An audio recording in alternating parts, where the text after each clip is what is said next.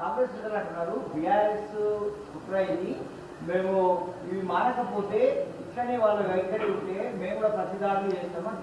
ఒక మాట చెప్పన్న, ఈ అన్నికి చీప్ మాటలు ఇవి నడుతాయండి. ప్రతిదాడు ఎవడు చేస్తారో రేపు తెలుస్తుంది.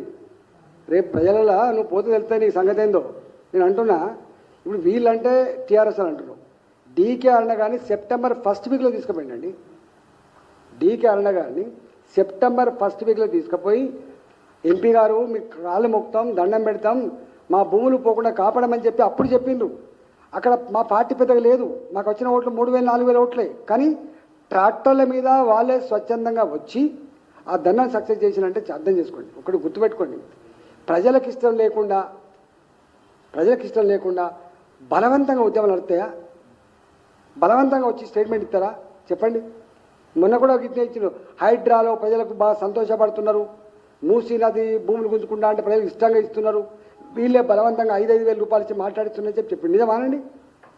ఒకవేళ అది నిజమే అయితే, 5,000 రూపాయలు ఇచ్చి మాట్లాడించింది నిజమే అయితే మరి ఎందుకు హైడ్రా మీద నువ్వు తోక ముడిచినావు? ఎందుకు ఇవాళ మూసీ మీద నీకు ఎందుకు రియాక్షన్ వస్తే నువ్వు కొంత అప్రలోచన పడవు? చెప్పండి.